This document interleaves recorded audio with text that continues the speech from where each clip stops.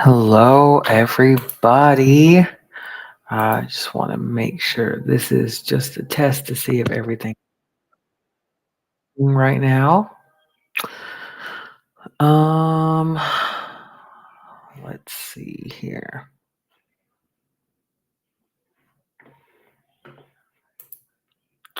Again, just making sure that everything's working right now.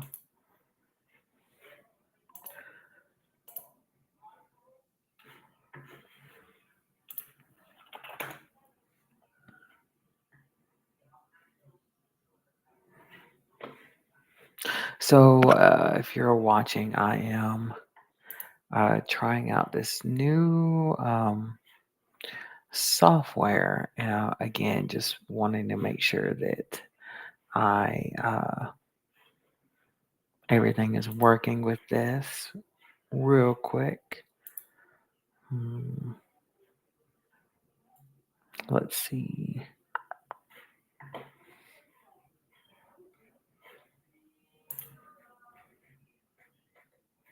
All right, so that's working there.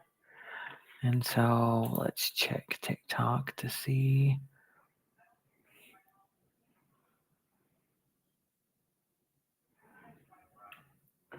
Hmm.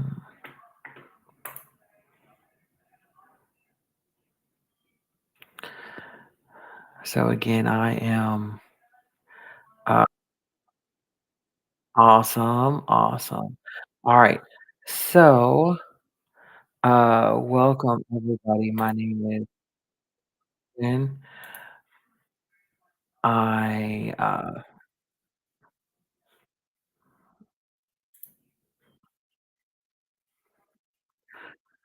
sorry again. I'm using this new software. So if you're watching, please kind of bear with me on some things. Um, what is going on?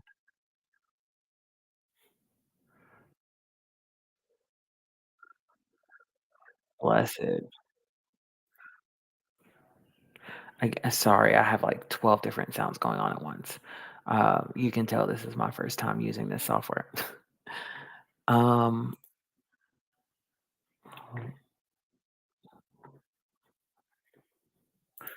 there we go. Okay. So, hello everyone. William Compton here. I am really excited to be using uh, the software for a TikTok live and to be here with all of you today. Uh, I know that there's a lot going on, not just in my state of Kentucky, but in America and the world right now. So I really appreciate anybody who is here and taking time to be on this live. For those who don't know, I am actually running for Congress here in the second congressional district. This district is currently represented by Brett Guthrie, who is the chairman of the Energy and Commerce Committee. I'm running because I believe in a better future for all of us. And I want to start doing more of these lives because I want to hear from everybody, not just in my district, but across America on things that matter to you, what issues you care about, how we can work together to make world change, and things of that nature. So that is why I'm here. Um, if you hear people talking in the background, please no, that's my fiance and my friend. So you might hear them in the background. So just a little bit about myself for everybody. Uh, I am a public school teacher here in Bowling Green, Kentucky. I am about to enter my 10th year of teaching. I teach string orchestra, and I love teaching string orchestra. I get to have students from fifth grade all the way through 12th grade, and it's one of my favorite things in the world, music. It's one of those things that always connects everybody. Uh, so I'm doing that for my daytime job, as some people would say. I'm also a city commissioner for a small city called Plum Springs, not Palm Springs, Plum Springs. And as a city commissioner for Plum Springs, I have been working to help clean up this city And in my first 2 years as a city commissioner, I actually found out that our former mayor stole over $36,000 worth of funds, taxpayer funds. $36,000.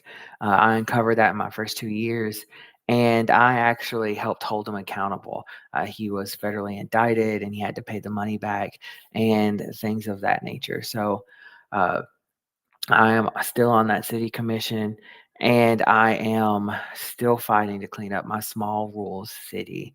So, uh, on top of that, again, just kind of giving my history for everybody. On top of that, I was recently elected as chairman of the Kentucky Democratic Rural Council here in Kentucky. And now, again, I'm running for U.S. House. So, just a little background for those who might not know much about me, but who are in this live and who are watching. So, uh, if you have any more questions about my background or anything, please ask them in the chat and I will answer those. Um, please, please, please ask. I'm always available to anybody and everybody uh, who wants me to answer any questions. Um, So there are, like I said earlier, a ton of things that are wrong currently with what's going on in Washington. Ton of things. I want to first talk about healthcare for a moment. Um, again, my opponent is his name is Brett Guthrie, the chairman of the Energy and Commerce Committee, and he is the one who is responsible for Medicaid being in this committee. Now, with Medicaid, you've probably heard all sorts of things regarding these cuts to Medicaid, and these cuts are going to devastate our rural communities. He is working to do just that. In fact, we have, let me see if I can share this map with you. There is a map actually of Kentucky, and with these cuts for Medicaid in this bill, um, I'm not sure if the map, there it is. And so you see all of these blue dots here. These are hospitals in Kentucky that could lose funding simply because of uh, these cuts to Medicaid that are in this bill. All of these blue dots. And if you notice, most of them are in rural areas. A lot here in Eastern Kentucky, which is not my district, but we have three right here that are in my district, and then we have a couple over here, so that are on just the outskirts. Rural areas are going to suffer from these cuts to Medicaid, and that is what Brett Guthrie is working on doing. He is working on making sure these cuts go through. Now, uh, there are so many things wrong with getting rid of these funds that help our rural areas. Tired lady, hello. How are you doing? Thank you. So think about it. If you're in a rural area, one of the hospitals that could go under is in what's called Barron County. Let's say you needed to get to the hospital quickly and you were in Barron County. The closest hospital you would have to travel would be all the way in Warren County, which is about 35 minutes if you drive the speed limit. Now, we all know everybody does not drive the speed limit, but if you drive the speed limit, it's about 35 minutes. That 35 minutes could be the decision between life and death. And that's what this budget bill, that's what's going on with this bill. So uh, we need to make sure to tell every senator, whether you're in Kentucky or whatever state you're in, that they need to not cut our health care. And healthcare is a big thing that I like to focus on. You know, everybody's going to need healthcare. I know so many people that I went to college with, so many people that are even still in college that will talk to me and go, "Hey, I have this issue down here that, or "Oh, I have a headache and it's a migraine. It's been going on for so long." And I'll go, "Why haven't you going to the doctor?" "Well, I don't go to the doctor because I can't pay for it, and I'm afraid that I might go bankrupt." And we live in a nation that should never be a concern, ever. Uh, so many people are skipping healthcare. There are too many people on Medicaid that don't need it. They need jobs. So, M's brat. I'm glad you brought that point up, actually. So, let me actually tell you the percentages because that statement is actually not true.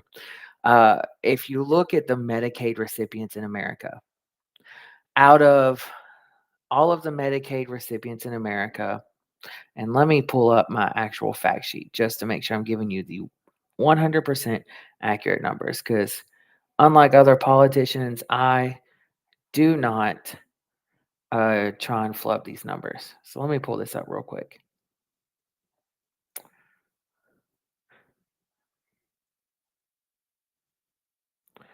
All right. So let's pull up. So in America, 64% of Americans are on Medicaid or already working. Okay. So if you think about everybody on Medicaid, 64% of them are already working. Then you have 12% of Americans who are primary caregivers, meaning that they are either taking care of a young child or they're taking care of an elderly adult 24/7 and they don't have the ability to go work because they are taking care of those dependents. And then you have 10% that are have an illness or a disability that won't allow them to work. And then you have 7% who are attending school, meaning their kids. They can't work. So if you add all that up, that leaves you with about 93% of Medicaid recipients who fit into one of those four categories. So that leaves about 7% that, as you say, M's Brat, are one of those too many people on Medicaid that don't need it. 7% of Americans. They're wanting to cut at least $600 billion from the Medicaid uh, benefits. 600 billion. That is going to affect more than just 7% of Americans. Are there always going to be people who are going to game a system? Yes. Look at everything that's going on in Washington. Look at everything that's going on with Congress. Everything that always happens. And so, yes, there are always those people. But to say that you were going to rip healthcare away from people because of a very small minority is heartless.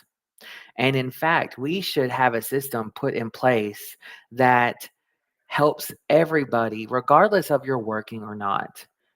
It should help everybody. No one in this nation should have to worry about having health care, even if you work, even if you don't work. So no one should. No one should have to fear for that. That is never a thing that should happen in this country. Uh, and so we should have a healthcare system that helps everybody. Okay. I'm a big proponent of Medicare for all because we need to have healthcare for everybody. Everybody's going to need it. Everybody is going to have issues. Okay. Now, M's Brat, I'm so glad that you brought up taxes as well because, the funny thing is, taxes, which have been going up here lately, um, have actually been going up because of the Trump tax cut, sorry. The same tax cut that they are wanting to make permanent. Okay. So I also want to tell you this too. Let's look at these tax cuts in this bill. So, with these tax cuts in this bill that they're talking about, hold on, other countries' taxes are massive to cover free healthcare. So Amsprat, we are the only country in the world, the only developed country in the world that does not uh, have a healthcare system that is a single payer healthcare system for everybody. The only one. We are seeing people who are struggling to get the health care they need. We are seeing people who are dying because they can't afford the health care they need. And that's because we don't have a healthcare system like other countries. So, if there are more taxes as long as it can give us free healthcare. Because you know what? We wouldn't have to raise taxes if we would actually take care of cutting this spending that we're having over here that we're wasting on our military. Okay. We spend more on our military than the next 10 countries combined. We can cut that. Or we can also make sure that the top 1% is paying their fair share of taxes. Because if you tax the top 1% at a tax rate that they used to be taxed at, that would pay for the system at all. That would completely pay for it. So we need to tax the rich and we need to make sure that they are paying their fair share. And on top of that, a Medicare for all system has been proven time and time again that it is cheaper than our current healthcare system for our nation. It is cheaper than that. So why would we not go for the cheaper option? Brad, please let me know. Why would we not go for a cheaper option? Because study after study, even right wing study after right wing study, has said this system is cheaper than the system we currently have. Okay, you can't tell me that we should not go to the cheaper system that gives everybody health care. You can't.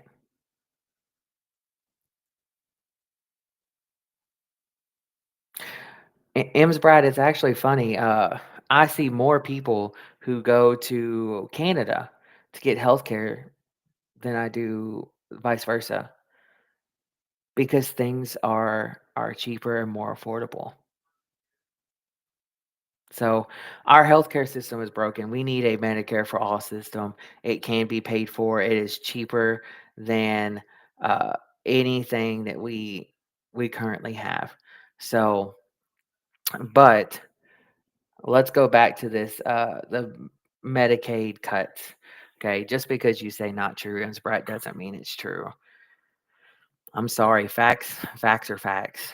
So, uh, so let's look at HR1 real quick. So, I already mentioned the rural healthcare and rural hospitals and clinics. So I showed a map earlier of the 35 different hospitals in Kentucky that uh, will close because of these cuts to healthcare. They will close. And so uh, in Kentucky, we're going to get we get $1.7 billion from Medicare or Medicaid, sorry, $1.7 billion. And so uh, this is gonna hurt. This is really gonna hurt. And like I said, my representative is the one who is doing these cuts. So, uh, and then let's also talk about when it comes to Medicaid, these work requirements that they've put into. So, if you haven't heard, they're trying to make stronger work requirements, more paperwork for this. So, here's why I'm against that. Okay. It's been tried before. It's been tried in Arkansas. And when they tried it in Arkansas, they had over 18,000 people who were eligible for Medicaid, who were receiving a Medicaid benefits, who needed that coverage, lost their coverage because of these extra administrative burdens. So what this is going to do is it's going to uh, cause people who need the help to lose that burden. Now, I am glad I am on this topic too, because I do also want to say something with administrative burdens when it comes to Medicare for all, which is one of the reasons why Medicare for all is cheaper. Medicare for all does also loosen these administrative burdens, meaning you don't have to pay for as much administrative uh, uh, issues when it comes to that. Okay. That's one of the ways it's going to be cheaper, getting rid of those administrative burdens. That's why I support Medicare for all.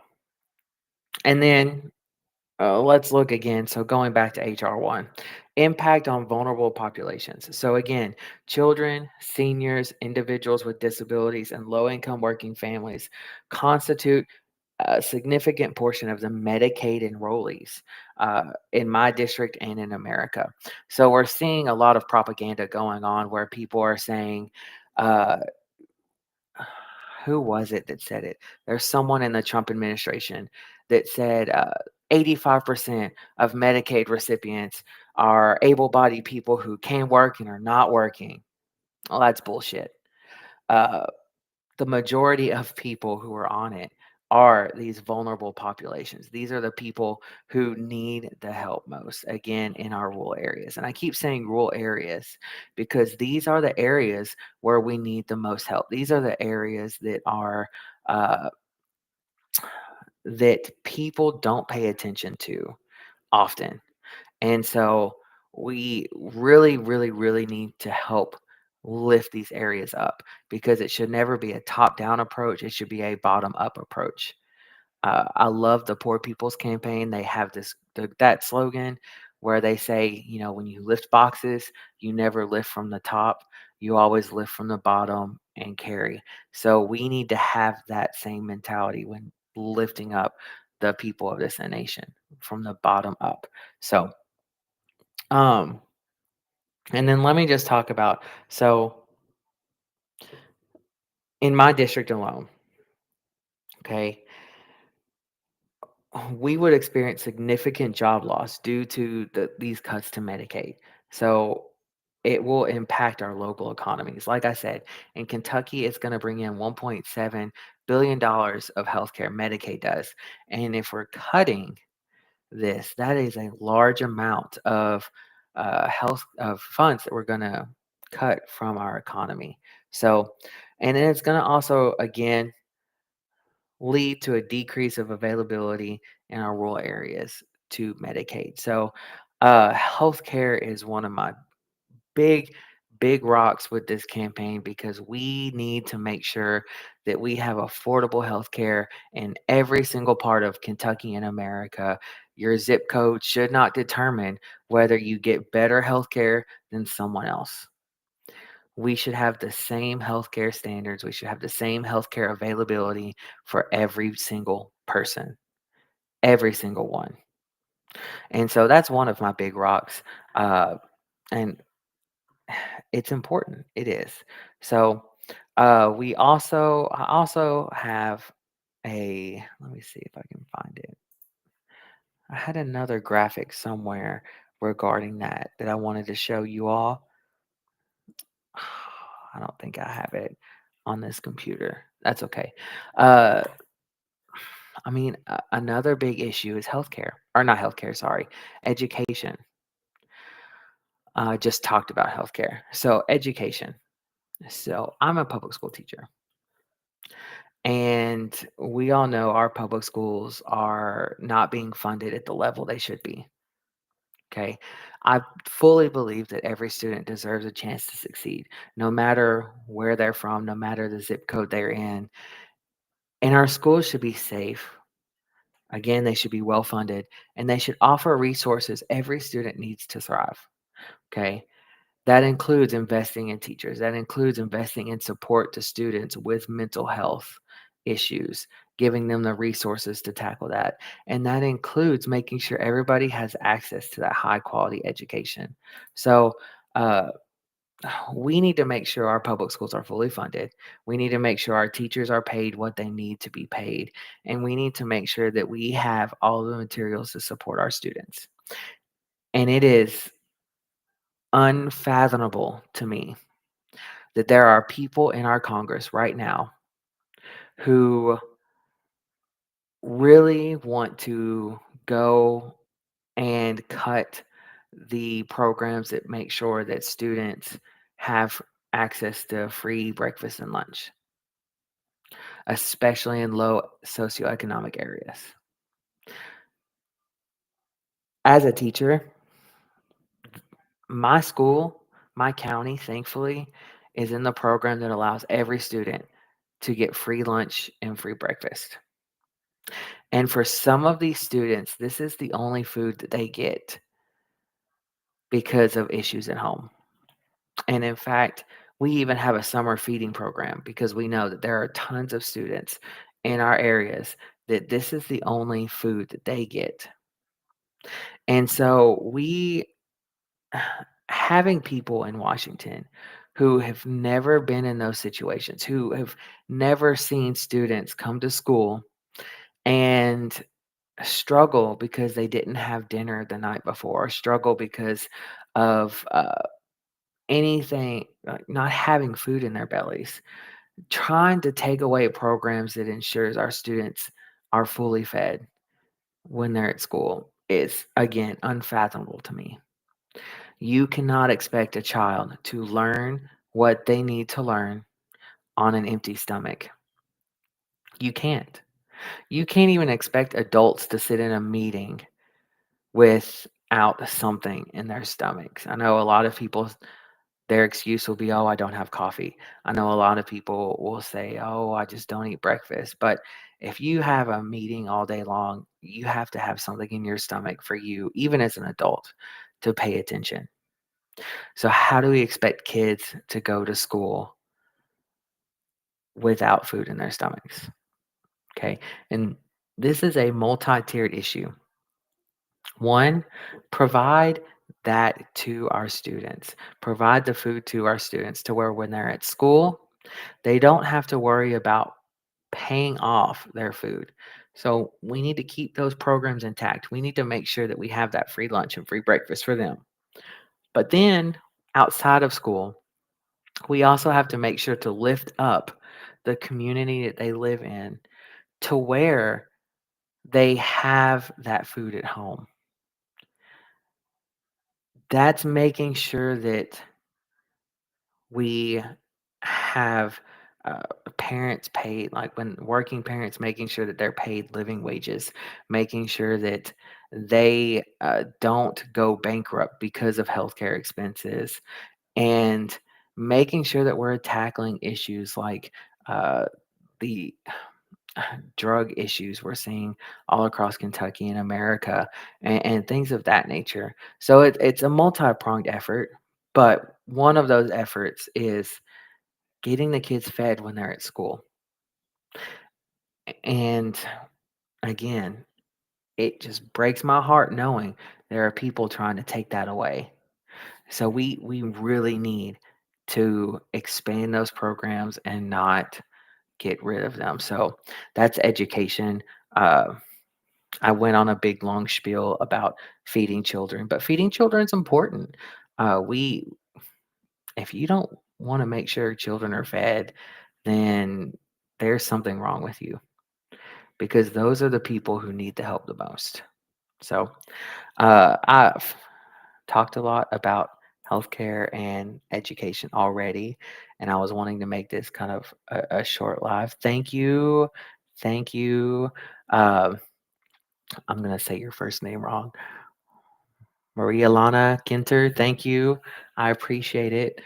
So, I am going to open up. If anyone wants to ask any questions, please feel free to ask any questions.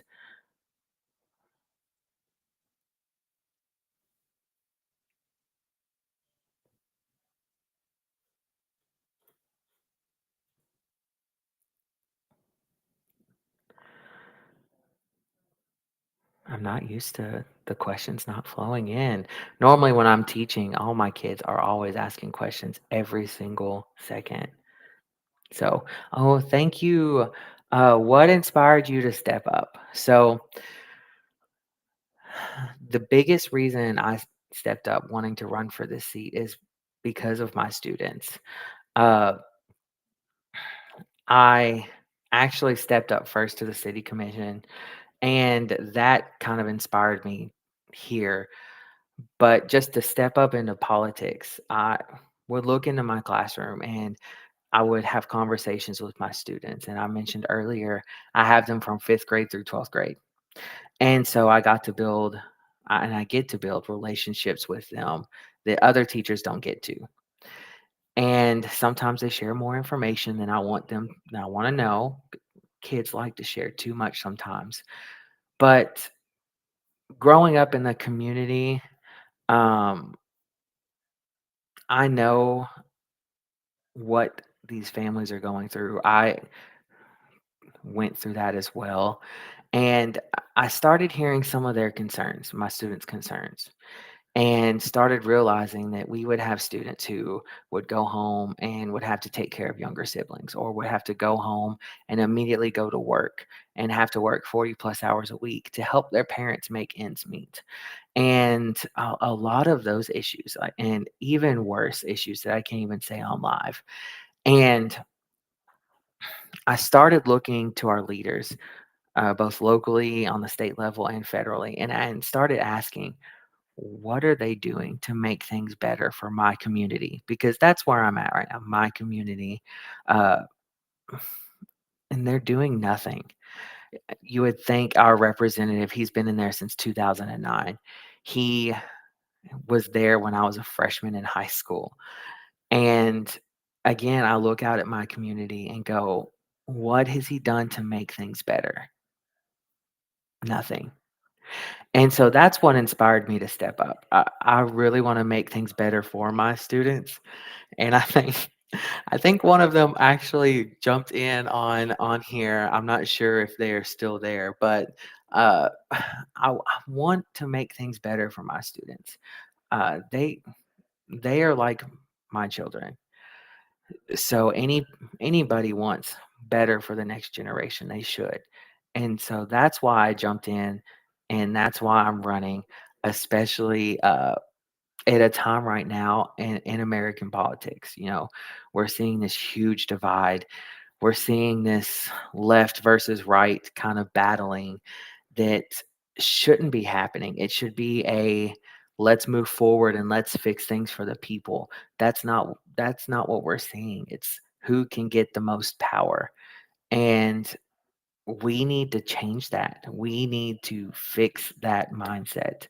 And it's only going to happen when we elect people who truly want to help their communities and don't want to go up there just to get rich through whatever means they can up there, or go up there just so they can have power. And that's not why I'm wanting to go up there. I want to go up there to help my people, help my students, help the families, help this community that I love so much. You can tell I'm a teacher because I also just keep talking and talking and talking. But thank you for that question. I appreciate it. And Annabelle, I hope you're having a good day.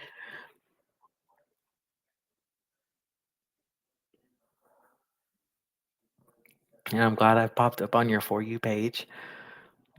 That just means you're on the awesome side of TikTok.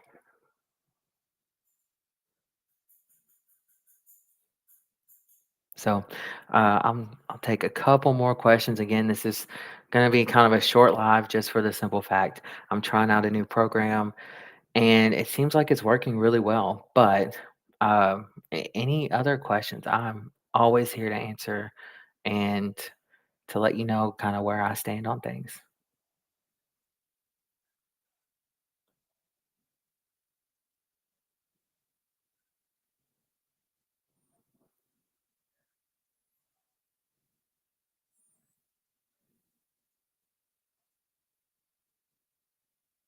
Okay. Well, I appreciate all of you jumping in, and oh, I see saxophone player just jumped in. Hello. Um, oh, it's Bus Buddy. Hi, Bus Buddy. I have not talked to you in forever. I have not. I hope all is going well in your neck of the woods.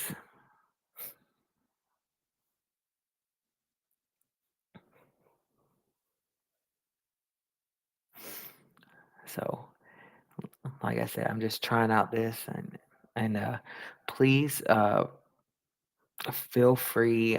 Anybody, I am about to close this out here soon, but anybody who's watching, oh, I keep up with you on socials. Awesome. Awesome. What are your thoughts, Bus Buddy? So, a little story. Someone, a saxophone player, that we went to Western together, and the way that I met them was we rode on our bus to, I can't remember which marching band event, but I was like, "Hey, can I sit next to you?" And ended up being uh, bus buddies on that trip and got to know them so well and became a really good friend. So, thank you. Thank you. So, if you hear me say bus buddy, that's why.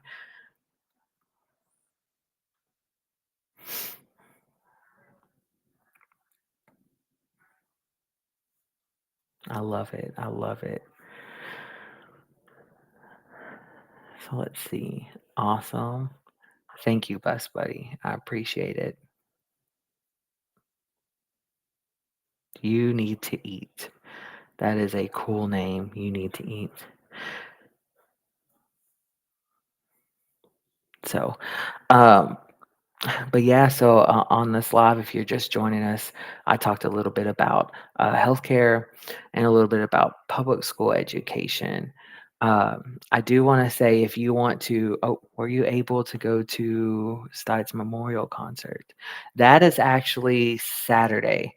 Um, I actually just got an email about the schedule, so that's this Saturday. Uh, you can, if you'll send me a message later, then excuse me, I'll give you that uh, schedule, and I might be able to live stream it. But um, if any of you all who are watching wants to follow our campaign, please go to williamcompton.com. Really simple. I tried to make it as easy as possible. In my bio is a link for my Act Blue. As you all know, it takes money to run for Congress. And so I don't come from a wealthy family. I am a public school teacher. And so I need all the help I can get. I'm not taking money from corporate PACs. I'm just taking money from the people because that's who I'm going to be. Uh, that's who I'm going to be representing are the people, and that's who I'm going to be fighting for are the people. And so I am only taking money from them through grassroots efforts. And if you don't know, in Kentucky, a couple things regarding funds. Um, we have a public access channel for Kentucky that's called KET, Kentucky Educational Television. And it's, again, supposed to be public access. Everyone should be able to be on it. But in order for our campaign to be invited on it to be interviewed, we have to raise $100,000 to be interviewed.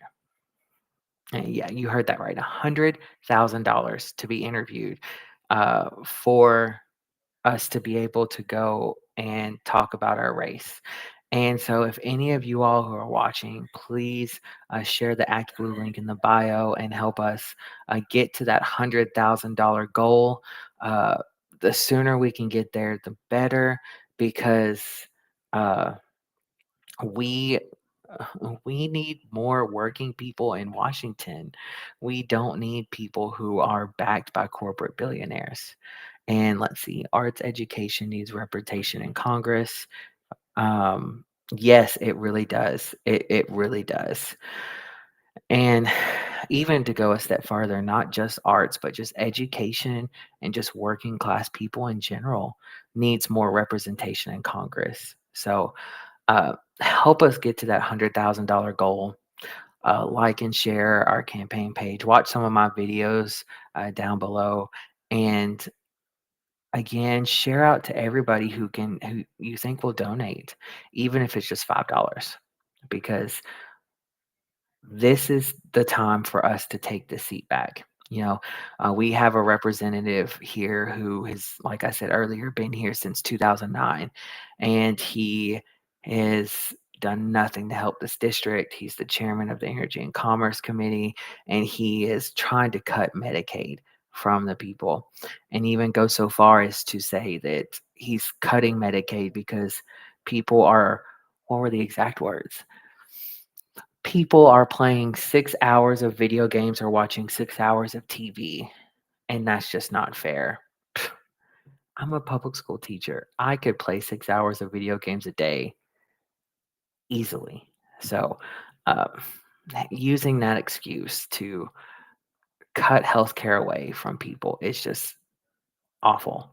And he's never had to know the struggles of possibly not having food for dinner because you have to pay this bill or having to forego healthcare, which his healthcare is publicly funded by the taxpayers. Something else too. But he's never had to struggle like the working people he represents struggles. And we need to have that in Washington. We really do. Uh, One last little thing about my campaign. I'm proud to also receive the endorsements of Next Gen Politics, which is a group that is working to get the next generation of elected leaders into Washington or the state level. Um, so I'm proud to have their endorsement, and I'm also proud to have the endorsement of one of my newest friends here in Kentucky. She ran for attorney general in 2023, and that's how I met her. Through going to various of her events. She is the new House Minority Leader for Kentucky, and she is running for U.S. Senate to finally get rid of Mitch McConnell and to replace him. He's retiring. We're not going to ever have Mitch McConnell again after 2026. But she is running for Mitch McConnell's seat, the amazing Colonel Pamela Stevenson. I'm so proud to have her endorsement in my race. She is a passionate speaker. She is a passionate advocate for human rights. And Bus Buddy, make sure to send me a message when you get back and we'll catch up. It was great seeing you in here. But Colonel Stevenson, if you go back and look in the Kentucky legislature, was the lady who stood up and gave that speech that went viral against Kentucky's Don't Say Gay bill.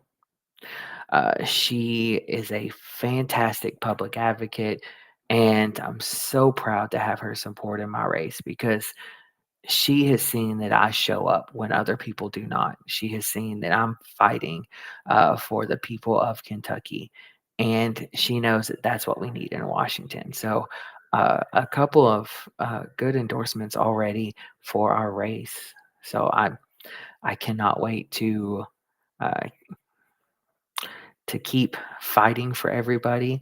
And again, if you can, please go to that Act Blue and donate, even if it's just $5. So, any last minute questions before I end this live?